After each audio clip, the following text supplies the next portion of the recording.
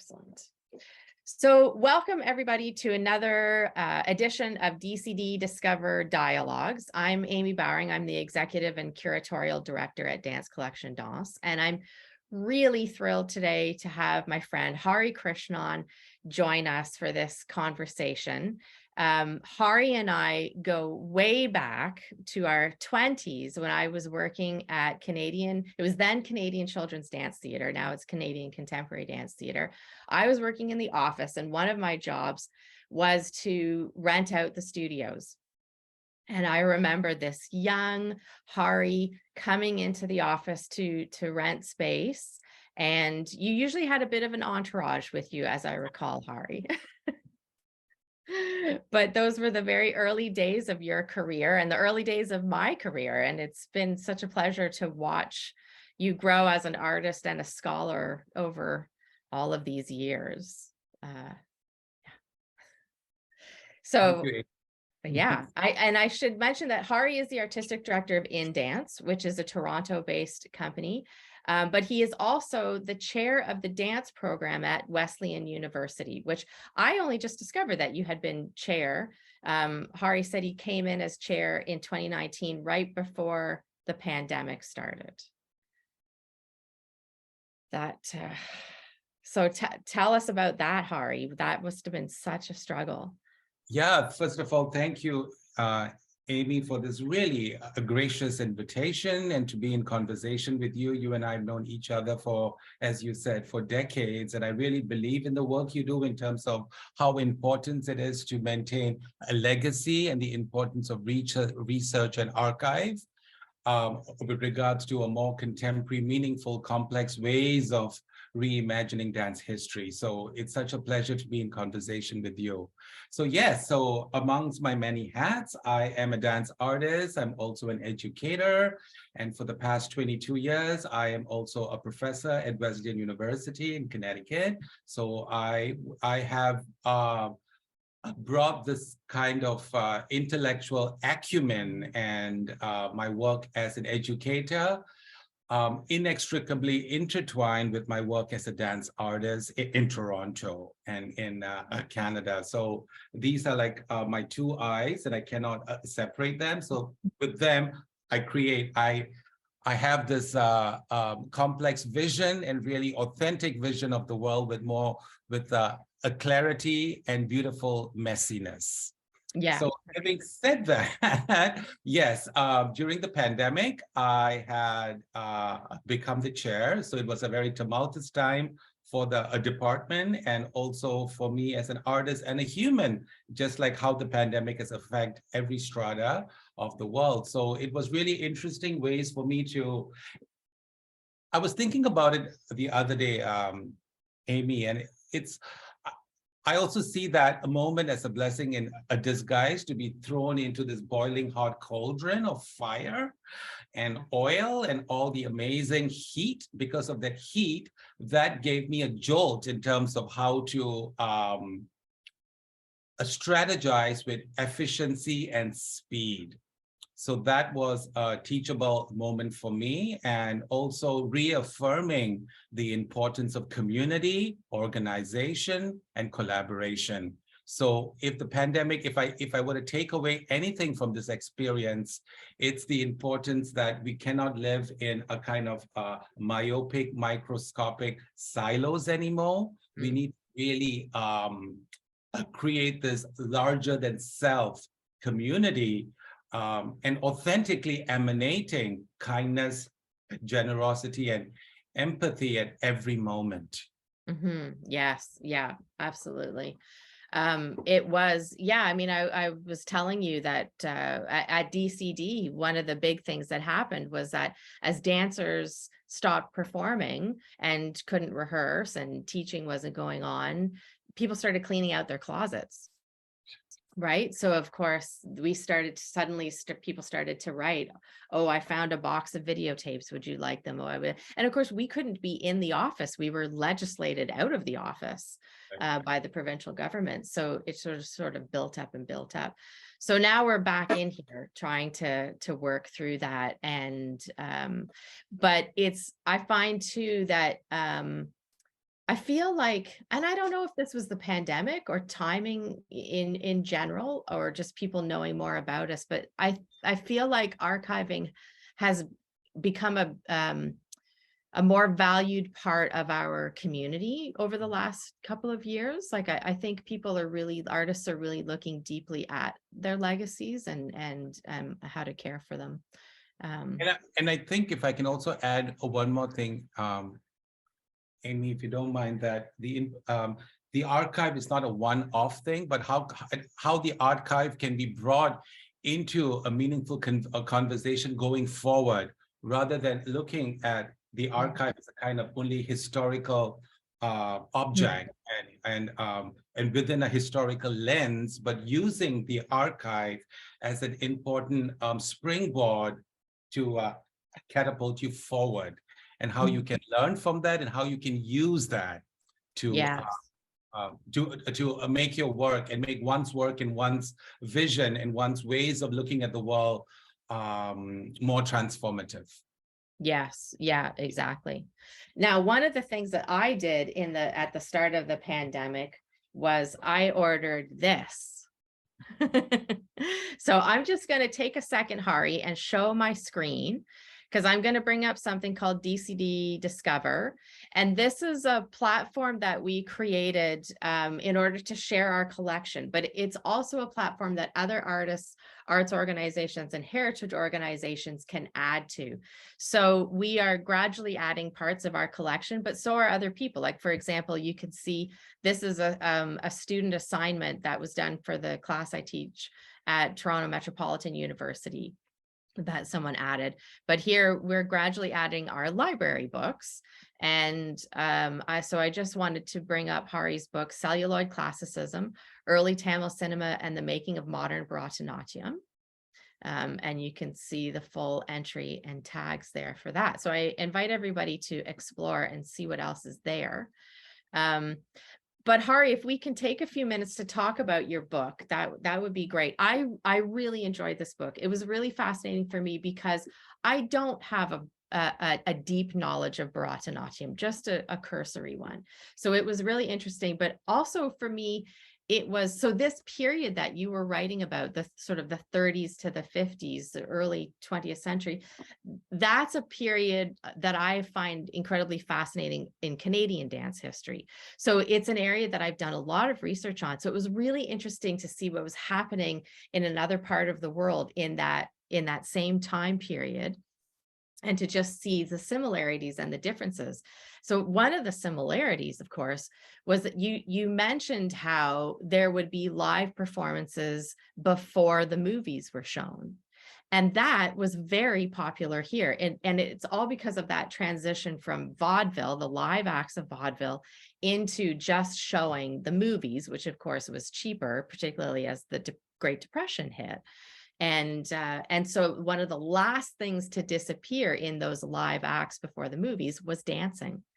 And so we have a number of examples in the collection of artists, and also just little artifacts. Like I have a little glass cinema slide that would have been shown as an advertisement to show the dancer that would be featured the next week before the movies. So that was really interesting. But I've also always had an interest in cinema and documentary. It was kind of another area that I studied when I was doing my undergrad at York.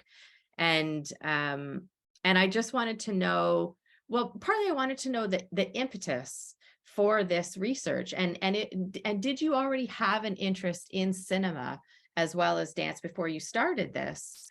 Or was this a whole new area for you? Yeah, thank you for that question. And thank you for reading the book. I really appreciate it. So this book was truly a labor of love. It took me more than a decade to complete this. But more importantly, it was an important contribution for me in terms of my own inquiry as a dance artist. Cinema was one of the main sites in which dance and music flourished in the South Asian context, especially in the early part of the 20th century. So when you talk about possibilities of access and inclusivity, it was the film that reached the people first, and it was the dances and music sequences from the film that made the aesthetics of movement and melody available for a larger public, something which was not possible in the context of a proscenium stage, which only has a reach in terms of the physical space. But with film, I'm talking about film in the 20th century, the early part of the 20th century, the reach is much more powerful, so people have a sense of what a music and dance entails from various points of view. So that's a kind of broad brushstroke I'd like to start with. This book came out of my work as a Bharatanatyam dance artist, and to be in conversation with ideas of spectacle, visual virtuosity in technique, a kind of largesse costuming, the idea of hyper exaggeration, and all these kinds of aesthetics, visual and movement aesthetics, were embedded in my consciousness for the longest time, and I wasn't satisfied with popular representations of what was laid before me and what I was allowed to engage with, to interact with.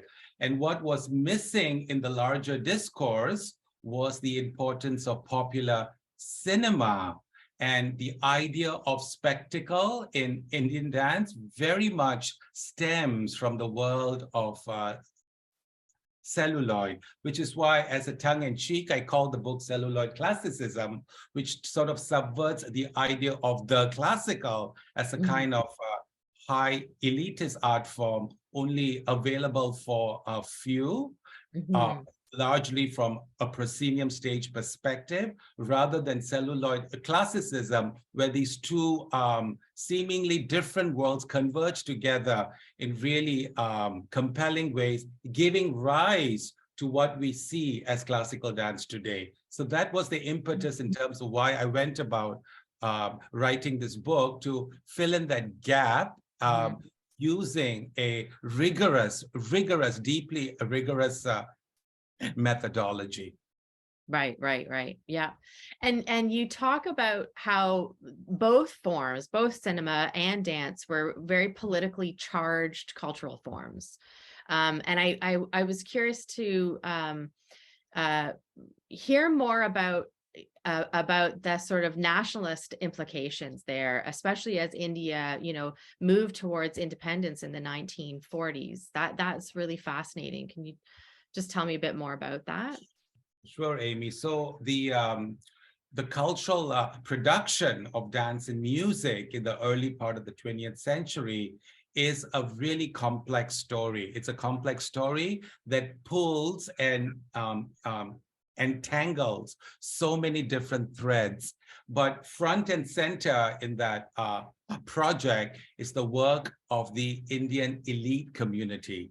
And you cannot talk about Indian dance and music without talking about the nation state, and most importantly, without talking about caste. It's all imbricated into this kind of nouveau vision in terms of what classical dance and music entails. Of course, I'm simplifying because of the purposes of this conversation. And if you want more in depth, you can read the book. But yeah. I was just thinking about the idea of why because one of our email exchanges, you talked about decolonization and colonization. However, the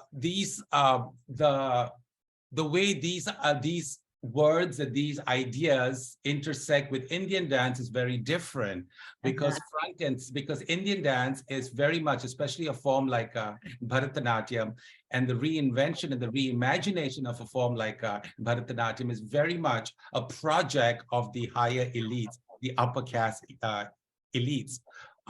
So it's very much a part of that reimagination of what South Asia, of what India is, and how it reinvents itself for a much more global, attractive global consumption. So I'm thinking about the idea of how this kind of cultural nationalism and this kind of caste-based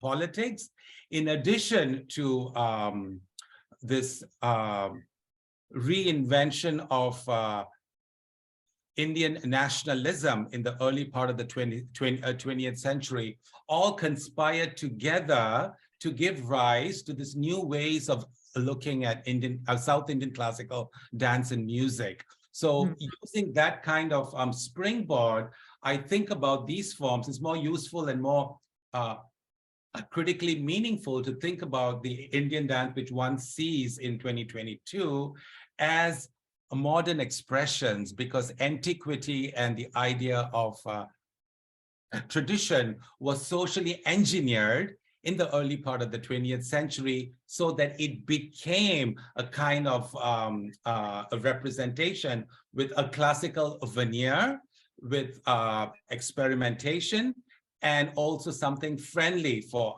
a global export. So it's really complex when you think about a form like a form such as Bharatanatyam. And why this is important for me as an artist based in the West is the same kind of narrative, the same kind of popular narrative comes out of India into the diaspora. That's why you don't see this kind of alternate history, you see, because people who bring this kind of discourse into the diaspora in the West also bring that similar kind of cultural nationalistic value system and cultural cultural framework where Indian dance is akin to cultural heritage. But as a scholar and educator and a thinking dance artist, I'm interested to go beyond that, to go behind that, and to go beneath that. Right. Now, I don't know if you would know this, but is this like, I don't know if you'd call it a transformation, but the situation that you describe with Bharatanatyam, was there a similar history for other South Asian dance forms such as Kathak or Odissi? Did they, because I don't know their backgrounds as well. So is it similar or is it a totally different history? Not totally different. A similar time period, the 1930s to 1950s is a very important time period for the reimagination of the nation state. So all these forms, all these ideas of nationhood and statehood, of really distributing a classical dance into various styles was very much also a 20th century, early 20th century nationalistic project. But Bharatanatyam was the first test case to be successful in terms of binding all these different value systems together, and the idea of the cultural elite being successful to make Bharatanatyam what it is. Really, this methodology permeated into the reimagination of the other states and other styles. I see. Interesting. Okay. Now, Hari, I would like, because as a researcher, I was fascinated by the different archival documents that come up, the posters and so on in your book. And I was, so also speaking about, colonialism, of course, one of the big issues in the museum world is the idea of is the notion of repatriation, right? And the fact that, the British Museum holds all kinds of artifacts from other parts of the world that were stolen, right? They were essentially moved out as empire building was going on, and things went back to be cared for in this sort of the mother country where they would be cared for better, right? There was this notion that well, those countries don't have the the infrastructure or the knowledge to care for these parts of their history. So it's better if we remove them and look after them somewhere else. And there's great debate about, repatriation, and still a lot of imperialist attitudes in the museum world about, hanging on to the stuff that they hauled out in the first place. And so I was curious, because I was always looking, when I looked at the images, I was looking at where they came from and noticing the different archives that you went to. So I'd love to hear a bit more about your research process and the sort of what you did and didn't find in archives in India, where else you had to go. The research process was messy, Amy. Was it? Was beautifully messy, I would add. I would add the word beautiful because I love messiness. Once things become clear, I'd like to mess them up again. And this works for me as a scholar as well as a choreographer. If you find the answers instantaneously, then I've not been successful in terms of deep probing. So I'm interested in always sifting through multiple cobwebs, and as a researcher, I find that very exciting because the process is ongoing, you see. Yeah. So one of the biggest challenges for me, because I'm dealing with silent films and early talkies from the South Asian, particularly from the South Indian context in Tamil Nadu, many of the films weren't available. They were either destroyed or lost. So because the films themselves weren't available, I went into the idea of ephemera, this kind of using ancillary complementary materials to piece together a story which was compelling enough to start to write a new history. And one of the things that really helped me was the archive.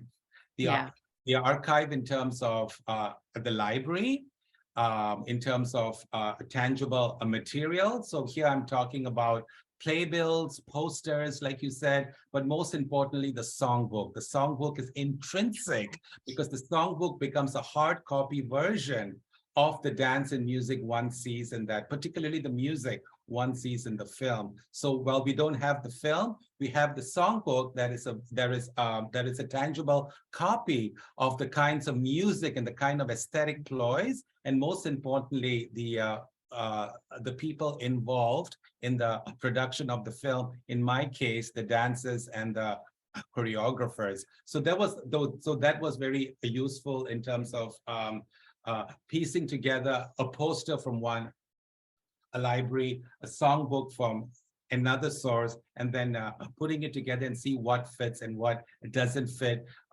Reading press reviews at that time of the film really helped me also to understand the public acclaim of how that film was received on one hand, but more importantly, the types of aesthetics, the type of movement aesthetics and choreographic aesthetics that film entailed, and how, because concurrently, I wasn't writing a book about the history of dance in South Indian cinema. I was interested in how this conversation went into the larger conversation of history of Bharatanatyam in the early 20th century. So I wanted to really create this complex layering of dance history using using this conversation of film as my entry point. So in addition to the tangible archives, I was also fortunate to have some of the practitioners alive who had performed in these films during my field work. So I had the luxury of interviewing a few of them. Many of them had passed on, but a few of them who were really generous and kind and shared with me their experiences of performing, but most importantly, talking about the aesthetics they would capture. And some of these performers were both actively dancing in the films, but they were also actively dancing on the proscenium stage. So for me, that was an important, not distinction, but an important mutual engagement in terms of how dance was seen and how dance was accessed. So piecing together this, forming this equally messy jigsaw puzzle, I went ahead to use existing scholarly articles and materials, infusing it with my own experience as a performing artist. Right, So, right. so this is where I think it really pays to break this kind of binary between a scholar and an as a dance artist, where you can really rupture that binary and create a really engaged ways of looking at movement from really multiple perspectives, but from a singular complex experience. Yeah, right, exactly. Yeah, and also, like, film is really, as dance researchers, film is a major ally for us, wouldn't you say? Like, the fact that it's our art form, or our artifact really is the dance itself, and it's ephemeral. It happens in a moment, and it's gone. And unless it's recorded in some other media, we don't have access to it when it's historical. And like, I too have found that the CBC and the National Film Board for Canadian dance history of that period is really the place to find those links to the actual moving past, right? To actually see that movement in action. And because so many of these proscenium style dance presentations weren't visually recorded for posterity, at least in the early part of 20th century in India, at least. So with the film, you have these different camera techniques. For example, a close-up, for instance, where for me, the close-up was not just a visual way to sort of further a narrative or aesthetically enhance the sequence. As a researcher, the close-up was an important ploy to really engage in detailed movement inquiry. Right. Very Yes. useful ways to further piece together the aesthetic and why the aesthetic of film dance and classical dance was so connected inextricably. Yes, right. Yes. Yes, and those details can be so important too, because those tighter shots can really reveal something quite distinct about a dance. I know, like, in a sort of related example, when Danny Grossman was creating a strong archive of his work, and video recording things, they did whole parts where you see the whole body, but then you see these close-ups of certain movements or certain facial expressions, that kind of thing. So Yeah, and Amy, also you also understand the larger importance and the legacy of what spectacle means in terms of dance and in terms of movement and dance, and how the idea of spectacle becomes a kind of interdisciplinary dialogue, aesthetic dialogue, where it's not just about the dancer and the movement, it's about costuming and set design and lighting and music, and how they came together as this kind of interdisciplinary visual engagement. I just saw the National Ballet of Canada's Madadam with Wayne McGregor's choreography with my company manager, Shayna Hillman. I think she's here. yeah. And we saw it. And while seeing it was so spectacular, using Margaret Walker's book about visualizing a post-apocalyptic dystopian universe, I cannot help but think of the history of spectacle and the National Ballet itself. And I went back to 1982, I believe, where the then artistic director Eric Brun had commissioned a young Robert De Rossi to make this work called Blue Snake. Yeah. Was a visual spectacle by itself with a costuming and puppets and this really a bizarre universe. So I was just thinking about the legacy. So to appreciate something like Madadam in 2022, it was also convenient as a researcher and someone who's interested in history and a legacy to think about Blue Snake and the ways interdisciplinarity crisscross with each other. So I use a similar kind of procedure and inquiry and interest to rethink about spectacle in Bharatanatyam dance in 2022 and how that goes back in really messy, complex ways since the since the early 20th century. Yes, right. Yeah, it's fascinating. And actually, Blue Snake is another good example of how film has been our ally for dance historians, because the National Like Film that, Board yes. did a fabulous film that not only do they capture the choreography, but they capture rehearsal and the choreographic process. And they also capture some of the production history and the building of, the giant and his hands and how they move and so on.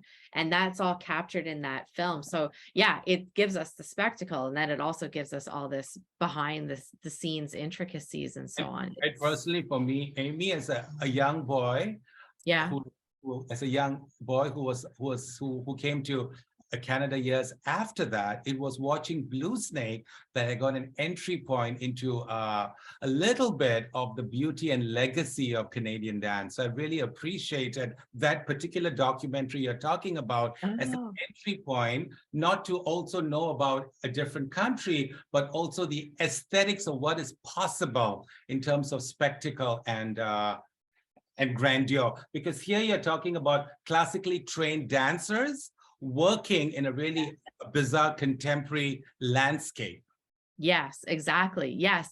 In a movement aesthetic that was quite different from their own training. And you certainly see that in that film, where some of them are just trying to grapple some of Desrosiers's movement and some of the near misses that happened. There's a dancer who almost hits her head in a mirror, right?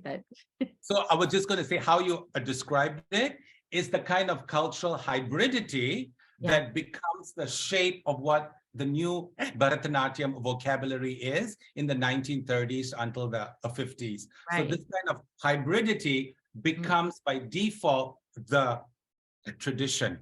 Right. That is exported, that hybridity is exported to the West, and in addition to a cultural heritage discourse, becomes the default factor to talk about how Indian dance is shaped in the popular ethos in the West. Right. That's where I come in to probe that further and to disrupt that. So I'm interested as an educator and a dance artist in alternate histories, in alternate expectations, in alternate ways of looking at dance and music. Yeah. It's amazing. And actually, so if I could pull you into your teaching world for a moment, you were describing to me the different techniques that are taught at Wesleyan, and I would love to talk about that more, because it's it seems like quite a special program within North America. So maybe you could tell everybody about the different techniques that are taught there. Sure, Amy. Just to do a little preamble, it is my work with Indance, my Toronto-based company, which I founded in 1999, that in turn has highly influenced my work as an educator. Okay. From the very onset, as you know, Amy, I rejected a silo. I rejected a kind of box definition of how Indian dance should be seen. So as you know, the very onset itself, my first show itself at the Winchester Street Theater was a mixed bill of both contemporary works where I commissioned contemporary choreographers, worked with contemporary dancers, and also performed 19th century historical South Indian courtesan dance representations. So from the very onset, I was very specific. This is my world. My world is very much a representative of who I am as a Canadian dance artist, using my foundation, but using my ways I access the contemporary in really authentic ways. So that framework really influenced when I shifted to my work as a professor at Wesleyan University years later. The mandate of the dance department at Wesleyan, just like the mandate of Indance, strangely enough, is contemporary dance from global perspective. So this kind of really taking contemporary dance away from its really a regressive, westernized, siloed ways of looking at contemporary from a very Western paradigm. So I'm interested in more global representations of the word contemporary, because the word contemporary is not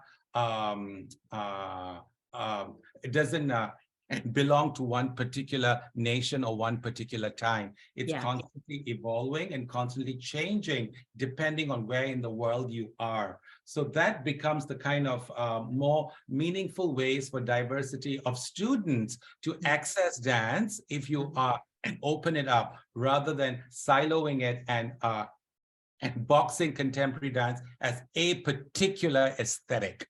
Yeah. So what's really interesting for me is at a place like Wesleyan University, which has a legacy of engaging with various dance and music, including more postmodern experimentation with Merce Cunningham and John Cage on one hand, and West African and Indonesian dance aesthetics on the other hand, and Bharatanatyam and Carnatic music aesthetics on the other hand, where we had really formidable dance masters to teach this since the 1960s. So currently, as the chair of a really progressive dance department, contemporary dance is taught not just from a Western perspective, but from a global perspective. So whether it's West African, Ghanaian, Afro, Brazilian, Bharatanatyam, Indonesian, Javanese dance, it is taught as contemporary expression rather than a kind of ethnic box world dance form. One of the first things the department did over the past years was to really break this mold of ballet, modern, and world dance, because these were archaic, regressive, really violent ways of looking at dance and not doing justice to students coming in to access dance in really open-ended ways. So contemporary dance from global perspectives is a much more meaningful way to access dance from really open-ended ways without compromising the rigor of the form. And the other thing I also want to stress is engaging with these forms in a place like Wesleyan is not tokenistic.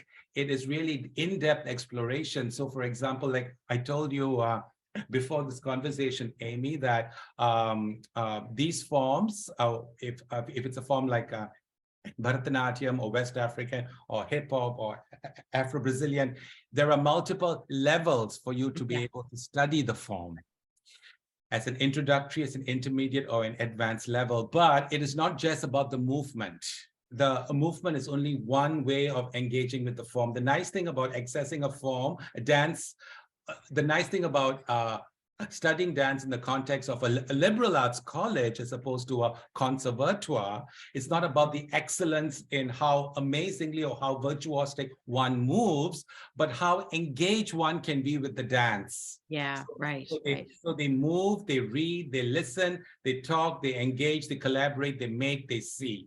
So it's really important that kind of polyvocality available in the dance studio is important to access for dancers who are interested, or for dance students, because let's face it, not everybody taking a dance course will end up being a professional dancer. But however, dance is such an amazing, useful skill set from how to engage, how to collaborate, how to think, how to problem solve, in addition to several other skills. So using these skill sets, I think these can be applicable to several facets in life. So, which is why I really love being a dance artist and a dance educator. It's very exciting. Yeah. Now I'm curious, with that diversity of practice in their post-secondary training, what are you seeing in terms of their own choreographic processes and the like, do they do student shows where they're creating their own work? And if so, what are you seeing with considering the diversity of practice that they get to engage in? So based on what their skill set is and their confidence is in terms of being able to pull together these styles which they have learned or may not have learned. So it's really important that they engage with it in really practical ways in terms of how it furthers their work, their choreographic world, and how the movement itself lends itself in really meaningful ways. Even if there is a kind of a clash, why that clash is imperative to further their vision. Right. So one of the things we teach in class is the really slippery slope between cultural appropriation and really engagement, a critical complex engagement. So it's really important, and it is a slippery slope because one has to be trained and one has to be informed on one hand. On the other hand, also one needs to have a sense of adventure and open-ended curiosity to explore and to live dangerously in a Right. Right. Well, if there's anyone who can teach them to live dangerously, it's you, Hari. Thank you, Amy. I try. I think it's being a dance artist, having lived in Canada for more than 32 years.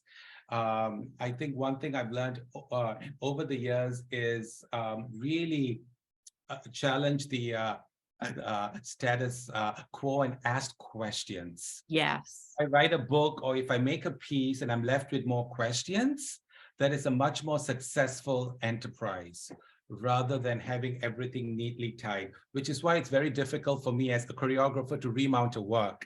Because when I remount a work, I'm remounting a work in a different time. I'm a different person. Right, right. I have more questions to ask now. So the questions I would ask maybe 10 years ago when I made the work will be very different 10 years later when I'm remounting the work. Yes, New experiences, but most importantly, new sets of questions. Yeah, right. Yeah. Do you remount works very often? Not very often, but the idea of a remount within a classical context also, it's really problematic for me, because when I'm remounting Bharatanatyam repertoire, I'm remounting the particular movement aesthetic, these codes of gestures and footwork patterns and torso permutations within a specific aesthetic and style. So am I remounting that? Or am I remounting a much more visceral improvisational experience in terms of how that box and now fits into new ways of accessing? So if I'm reimagining a classical a piece of repertoire, I'm also interested both as a solo choreographer as well as an ensemble choreographer. The same logic I apply as educator and as a scholar in terms of how I can play with time, space, and energy in more innovative, urgent ways. Right. So, because also, Hari, you frequently, or of the works that I've seen up here, frequently worked with dancers who are not trained in Bharatanatyam, and yet I will see them doing movements that echo movements I've seen in Bharatanatyam. Like, how do you navigate that in the studio when you're working with them? So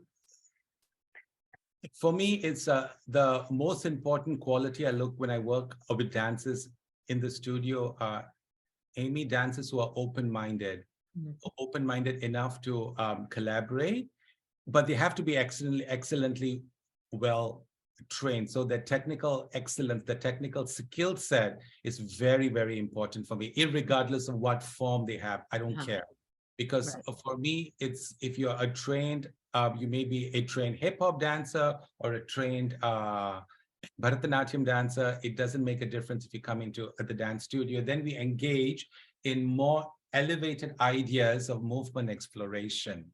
So that's one choreographic strategy. The other choreographic strategy, how do I infuse my sensibility into the dances and how do they inspire me in return? So this kind of really sensitive, delicate dance, pun unintended, of give and take. I think it's really important in terms of how our worlds collide, fuse, and mishmash. I'm interested in that. So having so for example, in a South Asian movement palette, the idea of a gesture is an important aesthetic. So how do you retool that a gesture in meaningfully to another body to elicit a different experience, but not compromising the integrity of that particular gestural conversation. So it's a really deep, layered, multi-pronged process, which is why the important criteria for me is that open-mindedness for us to collaborate and ideate together. Right. Yeah. Right. Okay, we only have a few minutes left, but I wanted to bring up the fact that we were both recently in Vancouver at the Dance Studies Association conference, where we finally got to see each other in person after many, many years, which was lovely. But the first day we attended a session on decolonizing dance pedagogy in Canada. And I would love to hear, some of your thoughts on that, just, as someone who runs a very progressive dance program. I mean, what would you love to see in Canada in terms of decolonizing dance pedagogy? What do you envision? What do you envision? Yeah, so the word decolonizing itself is a very a tricky word because it may apply in the West because of the history of the exploitation of the indigenous people. Yeah. But in a context like South Asia, decolonization is a very much, for example, Indian dance is very much a project of the higher caste elites. Right. Instead of decolonization, because there I'm interested in not decolonization with reference to Indian dance. I'm interested in dismantling caste, dismantling the hierarchy of caste, and really acknowledging the contribution of the indigenous performers of this dance form. For example, Bharatanatyam is the members of the Isai Velalar, or the hereditary dance community, and who were the sole representatives of this dance style.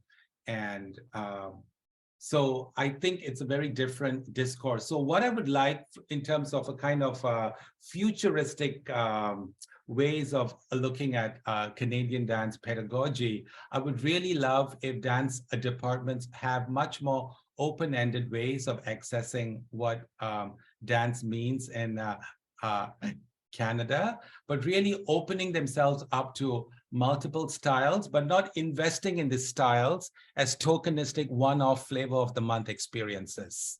Right. But really engaging and really embracing non-Western forms as important as an elitist form like classical ballet, for instance, and how they can come into conversation with each other consistently. So really shifting the paradigm of styles to discourse to a more meaningful paradigm of scholarship, artistic practice, coming together in really disruptive, meaningful ways. So I'm interested in elevating the conversation and taking away all stereotypes in terms of how the academy and how dance department in the academy has been represented historically. So I'm really interested in more new paradigms, and also looking at the idea of ethnicity and race and history in more complex contemporary ways. So I'm sort of interested in those discourses. And also, of course, as you know, Amy, we talked about this a lot in that particular seminar, is to have more dance departments, because it's really embarrassing what a rich culture we have, what a rich legacy we have, and how few dance departments we have in the country. It's embarrassing. And I love for more institutional, more universities to really embrace dance and fostering and nurturing dance departments as a way to the future of embracing movement. Because let's face it, if COVID has taught us anything, the human body is front and center in this exploration. So movement and the body is so necessary going forward to the discourse. And what's a useful partner for that?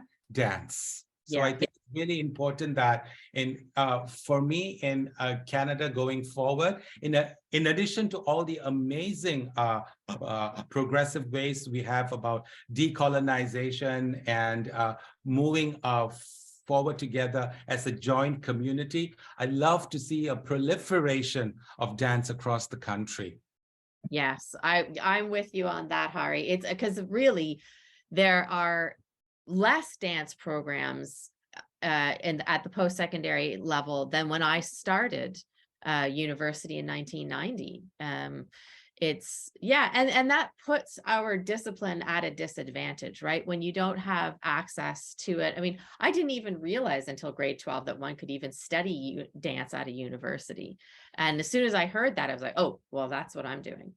But, without that, the entire discipline is at a disadvantage if it's not just sort of there as a part of the range of possibilities in a post-secondary experience. How can it grow, and how can new voices develop, and how can we embrace the diversity of practice that you're talking about when we have such a finite number of programs and most of these programs developed in the 1970s too, when we were undergoing the 1970s dance boom, which was primarily modern and postmodern dance.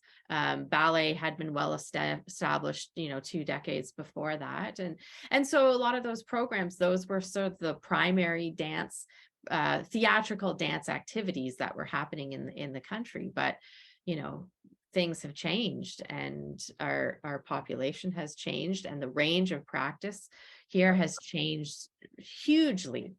And I think the Academy should really take that into consideration in terms of mirroring the reality of that population change. Yeah. How urgent and transformative it can be to embrace that a reality going forward. Exactly. And we're all richer for it when that happens.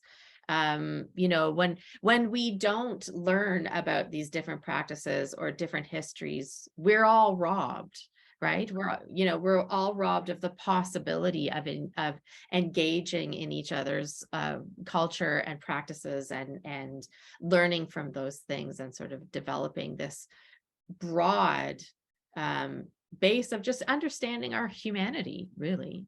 That's why I feel that your organization, Dance Collection Dance, really begins to have such a potent effect nationally in terms of really redefining what Canadian dance actually was, and most importantly, what it can be. Yes. Well, we're trying, Hari. Yeah, definitely. We want to build a collection that truly reflects the range of dance practices in this country, and the artists who have and are working here, and the sort of richness of practice that they've brought to this piece of land. So we've hit 2 o'clock. So we'll wrap up there. I mean, we could go on for ages, but hopefully we'll get to see each other again soon in person, and can chat more. But thank you so much for joining us today, and thank you to our audience for coming in and peering in on our conversation. And of course, this will be placed on Dance Collection Dance's YouTube channel, so you're welcome to look and reflect on it again in the future. Thank you so much, Hari. It's a pleasure to see you. Thank you so much, Amy. Thank you. Take care. Thank you.